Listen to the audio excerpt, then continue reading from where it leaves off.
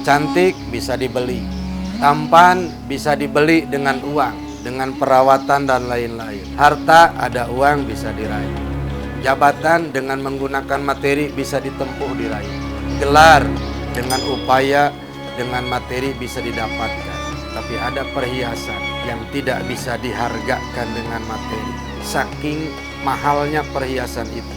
Karena sangat mahalnya perhiasan itu, sehingga tidak ada satu orang pun yang bisa membeli, yaitu perhiasan iman dalam diri seseorang.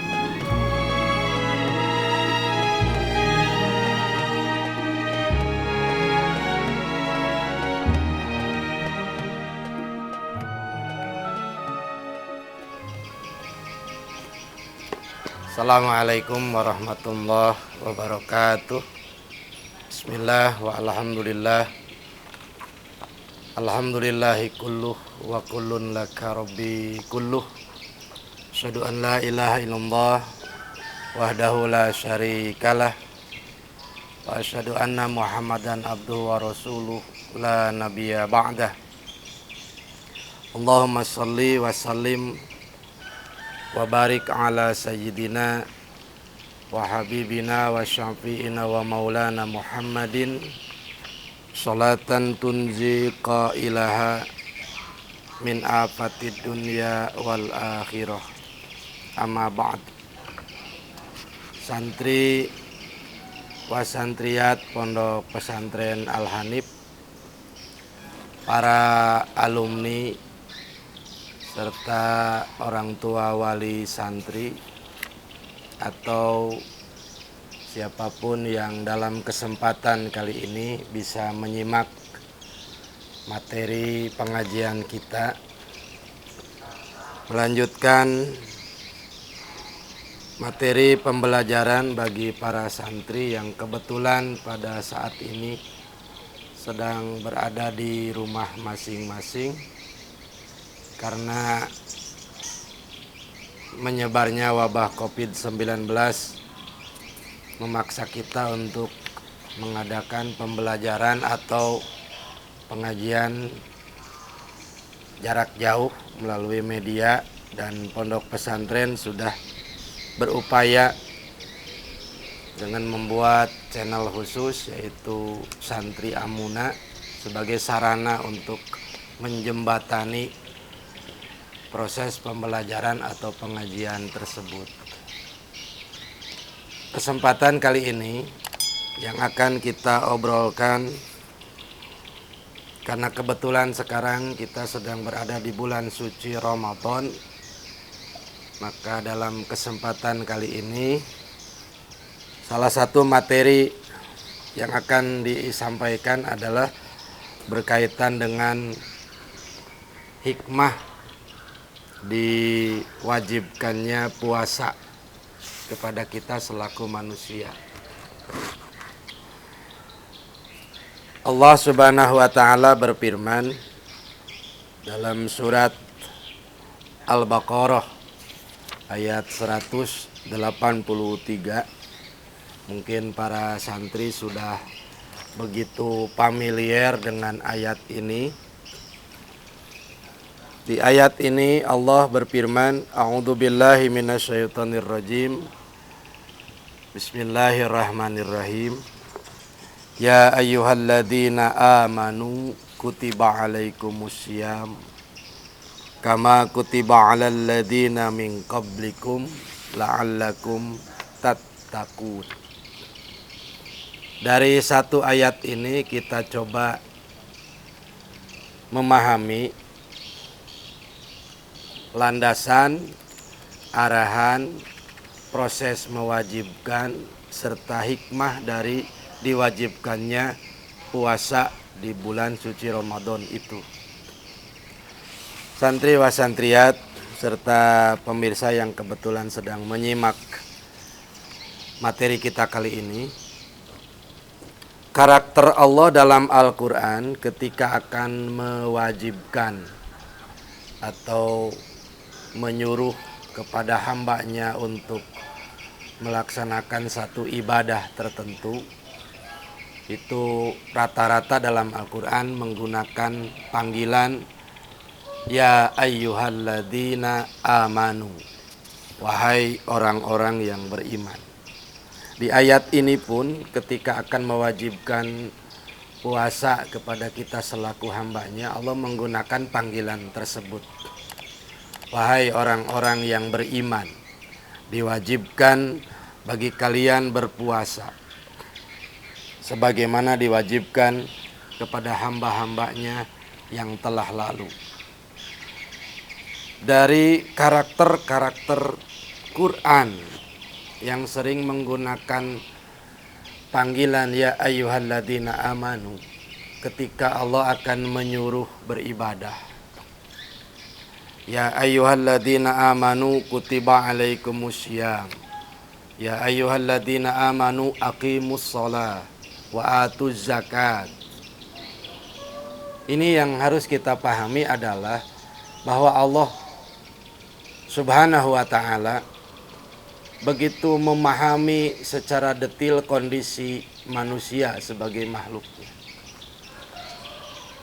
Yaitu di antara karakter manusia adalah dia akan senang ketika dipuji.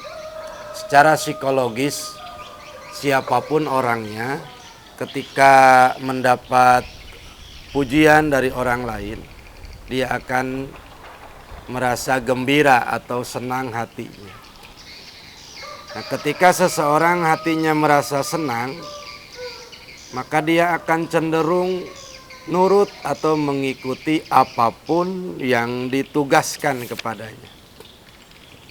Kita ambil contoh misalkan seorang anak kecil begitu sulit disuruh oleh orang tuanya, dipinta bantuan oleh orang tuanya, tapi ketika disanjung terlebih dahulu, wahai anakku yang tampan atau yang cantik, si anak merasa gembira, maka ketika disuruh apapun dia akan taat atau mengikuti. Psikologisnya manusia, kalau dipuji dia akan merasa senang, ketika sudah senang diperintah apapun dia akan mengikuti, dia akan taat. Sisi psikologis ini bisa kita pahami dari cara Allah ketika akan menyuruh hambanya untuk melaksanakan satu ibadah tertentu. Dalam Al-Quran rata-rata menggunakan kata ya ayyuhalladzina amanu. Kenapa ya ayyuhalladzina amanu? Karena iman dalam diri seseorang itu adalah perhiasan terindah. Iman dalam diri seseorang adalah perhiasan terindah yang dimiliki oleh manusia. Kita bisa lihat dalam kehidupan sehari-hari. Seseorang punya perhiasan baik dari rupawan, ketampanan atau kecantikan. Atau perhiasannya emas berlian yang dia pakai. Atau perhiasan dirinya adalah kendaraan atau apapun yang bisa membuat dia senang ketika disebut oleh orang lain. Wahai yang tampan, wahai gadis yang cantik, ketika disebut tampan, disebut cantik, orang akan senang hatinya. Wahai ibu yang dermawan, wahai bapak yang hartanya melimpah,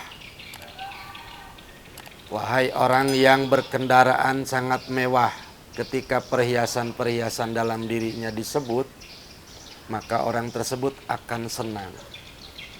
Makin tinggi level perhiasan yang disebut, tingkat senangnya makin luar biasa.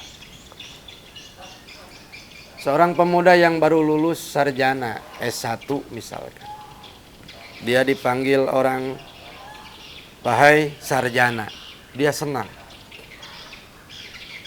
Ketika dia melanjutkan pendidikan ke level S2, dipanggil berikutnya, wahai magister. Lebih senang dari dipanggil tadi, wahai sarjana. Ada rezeki bisa melanjutkan ke level S3, maka panggilannya menjadi seorang doktor. Ini lebih senang daripada dipanggil magister atau daripada dipanggil sarjana tadi. Makin tinggi tingkat perhiasan dalam diri seseorang, maka dia akan semakin senang. Demikian juga jika jabatan misalkan. Kalau kita lihat level jabatan di pemerintahan misalkan, makin tinggi maka ketika disebut makin senang. Dari mulai tingkat ketua RT, ketika dia naik level jadi ketua RW, maka dia lebih senang. Naik level jadi seorang kepala desa, dia jadi senang. Naik level lagi misalkan jadi seorang camat, lebih senang lagi. Terus dan terus. Ketika perhiasan dalam bentuk jabatan itu lebih tinggi, maka ketika orang lain menyebutnya di hadapannya, tingkat senangnya juga lebih tinggi. Itu pun karakter manusia. Makin tinggi, makin mahal perhiasan yang dikenakan, maka ketika disebut orang, tingkat kegembiraannya lebih. Nah, ada dalam diri seseorang perhiasan lain yang tidak ternilai dengan materi. Cantik bisa dibeli. Tampan bisa dibeli dengan uang, dengan perawatan dan lain-lain. Harta ada uang bisa diraih. Jabatan dengan menggunakan materi bisa ditempuh diraih. Gelar dengan upaya, dengan materi bisa didapatkan. Tapi ada perhiasan yang tidak bisa dihargakan dengan materi. Saking mahalnya perhiasan itu. Karena sangat mahalnya perhiasan itu, sehingga tidak ada satu orang pun yang bisa membelinya. Yaitu perhiasan iman dalam diri seseorang. Ya ayyuhalladzina amanu. Wahai orang-orang yang beriman. Berarti ketika Allah menyebut kata ini dalam Al-Quran, Allah sedang menyebutkan kita, memanggil kita dengan perhiasan yang paling tinggi, yang paling mahal, yang tidak bisa dihargakan dengan materi. Buktinya apa? Tadi diutarakan kalau perhiasan-perhiasan duniawi bisa diupayakan dengan materi. Tapi kalau iman, dia adalah zinatu hayatil insan, perhiasan hidup seseorang manusia. Orang yang hidup punya iman, dia punya perhiasan dalam dirinya. Mahalnya iman tidak bisa ditebus dengan uang atau materi. Berapa miliar sekalipun yang kita miliki, iman itu hak prerogatif Allah Subhanahu wa Ta'ala. Kita bisa mempelajari dari sejarah betapa sekelas seorang Rasulullah Shallallahu Alaihi Wasallam pun tidak bisa memohon iman kepada Allah untuk pamannya sendiri, yaitu Abu Thalib. Ini artinya iman itu begitu mahal, hak Allah. Rasul pun tidak bisa meminta kepada Allah untuk memberikan keimanan kepada pamannya. Jadi iman itu perhiasan tertinggi. Harusnya ketika seseorang disebut perhiasan dalam dirinya, dia merasa senang. Setelah senang dia disuruh apapun mau. Maka seharusnya ketika Allah memanggil kita, ya ayyuhalladzina aman, hai orang-orang yang beriman, kita harus lebih senang daripada disebut tampan, harus lebih senang dari disebut cantik, harus lebih senang daripada disebut jabatan, karena iman perhiasan tertinggi. Ketika lebih senang, maka ketika Allah instruksikan apapun dalam Al-Quran, kita segera melakukan. Ya ayyuhalladzina amanu, wahai orang-orang yang beriman. Ada apa ya Allah? Saya senang dipanggil dengan perhiasan iman dalam diri saya. Apa titahmu selanjutnya? Apa perintahmu selanjutnya? Ya ayyuhalladzina amanu, kutiba alaikumusiyam, diwajibkan bagi kalian berpuasa. Iya, akan saya laksanakan. Karena hatinya sudah senang terlebih dahulu. Ketika Allah menyuruh hambanya sholat pun dengan ya ayyuhalladzina amanu, sudah senang hatinya, sudah gembira dengan mendengar ya ayyuhalladzina amanu, maka diperintah sholat dia akan taat dan nurut. Betapa banyak Allah menggunakan kata ya ayyuhalladzina amanu ketika menyuruh kita sebagai hambanya. Kemudian yang kedua dari ayat ini, kutiba alaikumusiyam, diwajibkan bagi kalian berpuasa. Ada analogi dari Allah dalam ayat ini. Kama kutiba 'alal ladzina min qablikum. Sebagaimana diwajibkan kepada orang-orang sebelum kalian. Kalau ada hambanya yang beranggapan bahwa kenapa harus puasa? Cuaca begitu terik, apalagi sambil bekerja di siang hari. Kalau sekarang mungkin keluhannya apalagi dalam kondisi sedang merebaknya wabah COVID-19. Kalau orang mengeluh untuk mencari alasan tidak mau berpuasa karena kondisi, Allah menggunakan analogi. Kama kutiba 'alal ladzina min qablikum. Sebagaimana diwajibkan kepada orang-orang sebelum kalian. Artinya apa? Kalau kita melihat di zaman para sahabat, para tabi'in, itu terlalu jauh untuk membandingkan.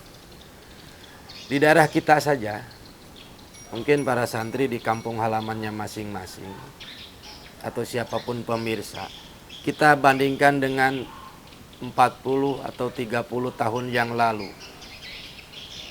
Ketika kendaraan mau berangkat ke kota harus jalan kaki, belum ada kendaraan umum. Ketika sahur belum ada listrik masuk ke daerah-daerah, dalam keadaan gelap. Membangunkan dengan kentongan atau beduk. Sahur ditemani kegelapan. Siang hari tetap harus bekerja, belum ada alat komunikasi. Ketika taraweh pun dengan penerangan seadanya, tapi mereka bisa berpuasa. Itu orang-orang sebelum kalian, sebelum kita yang zaman sekarang. Pada waktu itu belum ada siaran televisi menemani sahur. Pada waktu itu belum ada pemberitahuan, belum ada jadwal imsakiyah yang diterbitkan pemerintah. Tapi mereka berpuasa. Tapi mereka sahur. Nah, kenapa kita yang hidup di zaman sekarang, yang segalanya serba mudah, jadwal imsakiyah sudah ada, informasi di televisi tentang berbuka puasa sudah ada, jadwal yang menemani kita makan sahur sudah ada, penerangan sudah cukup. Kenapa kita sekarang yang serba mudah ini mengeluh, sementara orang-orang sebelum kalian tidak mengeluh, bahkan taat saja melaksanakan ibadah puasa? Analogi ini dibuat oleh Allah dalam Quran supaya kita yakin bahwa orang lain, orang masa lalu bisa berpuasa dalam keadaan mereka seperti itu. Kenapa kita sekarang yang serba mudah tidak bisa berpuasa? Kama kutiba 'alal ladzina min qablikum. Kesimpulan ketiga dari ayat ini, yaitu ujung ayat ini, la'allakum tattaqun. Kita ulangi lagi, kalau tadi panggilan ya ayyuhalladzina amanu, Allah menggunakan panggilan terindah, perhiasan manusia. Kemudian diwajibkan berpuasa. Setelah itu Allah menggunakan analogi sebagaimana diwajibkan kepada orang-orang sebelum kalian, agar kita bisa bercermin, orang masa lalu saja bisa berpuasa tanpa mengeluh. Kenapa kita sekarang serba mudah harus mengeluh? Yang ketiga yang bisa dipahami dari ayat ini adalah hikmah dari berpuasa. La'allakum tattaqun. Mudah-mudahan kalian termasuk orang yang bertakwa. Inilah hikmah puasa yang hakiki. Hikmah dalam ibadah itu terlihat setelah selesai ibadah itu dilakukan. Jadi kalau kita bicara hikmah sholat, bukan ketika sholatnya, tapi hikmah sholat itu terlihat ketika setelah sholat selesai. Hikmah sholat diantaranya tanha anil fahsya'i wal munkar. Jadi sholat yang bagus, sholat yang diterima, sholat yang berfaedah dan berbuah hikmah adalah yang ketika orang selesai sholat, dia bisa melakukan tanha anil fahsya'i wal munkar itu. Puasa pun demikian. Hikmah puasa tidak dilihat ketika di bulan suci Ramadan itu sendiri. Tapi hikmah puasa itu dilihat setelah selesai Ramadan. Apakah perubahannya ada dalam dirinya atau tidak? Nah, kenapa puasa oleh Allah dijadikan alat supaya kamu bertakwa? Nah, ini harus kita jabarkan terlebih dahulu. Manusia itu terdiri dari dua unsur dalam dirinya. Ada unsur ruh, ada unsur jasad. Setiap kita ada ruh, ada jasad. Ketika ruh dicabut, tersisa jasadnya, itu disebut jenazah. Karena sudah tidak menyatu lagi dalam dirinya antara ruh dengan jasad dalam diri. Ruh punya keinginan, jasad juga punya keinginan. Kalau ruh maunya atau inginnya hal-hal yang baik, yang mendekati ibadah, itu ruhani. Makanya ada istilah santapan ruhani. Kalau jasad atau jasmani cenderungnya kepada hal-hal yang bersifat syahwat, yang ujungnya mengarah kepada dosa. Nah, manusia ada unsur ruhani, ada unsur jasmani. Kalau kita mundur flashback ke belakang, Allah dalam Al-Quran ketika seluruh manusia di zaman ruh bertanya kepada ruh itu, alastu birabbikum, bukankah aku ini Tuhanmu? Jadi di zaman ruh itu jasmani kita sudah ada, disiapkan, ruhani sudah disiapkan, cuman belum disatukan di dalam rahim ibu menjadi janin. Nah, ketika di alam ruh itu, ruhani dan jasmani, Allah bertanya, alastu birabbikum, apakah aku ini bukan Tuhanmu? Di situ yang berkuasa ruhani. Ruh menjawab, qalu bala syahidna. Benar, kami bersaksi engkau adalah Tuhanku. Di alam ruh, ketika ruhani dan jasmani belum disatukan, ruhani berkuasa mengendalikan jasmani. Tapi ketika sudah disatukan, dimulai dengan dimasukkan ke dalam rahim seorang ibu, janin ditiupkan ruhani, kemudian dia lahir menjadi seorang bayi, disitulah ruh dan jasad disatukan. Tumbuh berkembang jadi anak-anak, jadi remaja, jadi dewasa, jadi orang tua. Ketika ruh dan jasad sudah disatukan, dua-duanya punya keinginan, ruh inginnya ibadah, ke masjid, sholat, dan lain-lain. Jasmani inginnya syahwat, bahkan cenderung dosa. Ini pun bertarung. Celakanya, rata-rata manusia lebih mengikuti keinginan jasmaninya. Selera kita cenderungnya inginnya hal-hal yang berdekatan dengan dosa, dengan syahwat duniawi. Jadi ketika disatukan menjadi manusia seperti kita, ruhani cenderung kalah. Allah sayang kepada kita. Supaya kembali seperti dulu, yaitu zaman ruhani mengendalikan jasmani, maka Allah mewajibkan kita berpuasa. Kenapa harus dengan puasa? Dengan berpuasa, masukkan jasmani dikurangi, maka jasmani melemah. Ruhani naik, mengikuti sholat tarawih, sholat witir, pengajian, kuliah subuh, dan lain-lain. Itu ruhani sedang naik. Sementara jasmani karena dengan puasa, dia melemah. Harapannya ketika jasmani melemah, ruhani naik, maka ketika ada pertarungan keinginan antara jasmani yang inginnya syahwat atau maksiat dan ruhani yang inginnya ibadah, diharapkan karena jasmani sudah melemah, ruhani sudah naik, maka ruhani kembali bisa mengendalikan jasmani, bisa mengendalikan hawa nafsu. Ketika ruh sudah bisa mengembalikan hawa nafsu, maka apapun yang diperintahkan Allah akan mudah dilakukan, apapun yang dilarang Allah akan mudah untuk ditinggalkan. Melakukan perintah Allah, meninggalkan larangan Allah, itulah definisi takwa. Imtisalu awamirillah wajtinabu nawahiyah. Melaksanakan perintah-perintah Allah dan meninggalkan larangan-larangan Allah. Itulah takwa. Jadi takwa itu meninggalkan larangan Allah, melakukan perintah Allah, bisa diraih ketika ruhani bisa mengendalikan jasmani. Dan itu bisa diraih dengan dilaksanakannya ibadah puasa. Itulah hikmah hakikat. Mudah-mudahan materi ini ada manfaatnya bagi kita semua. Terima kasih atas segala perhatian. Mohon maaf atas salah dan hilaf. Akhirul kalam billahi taufiq wal hidayah.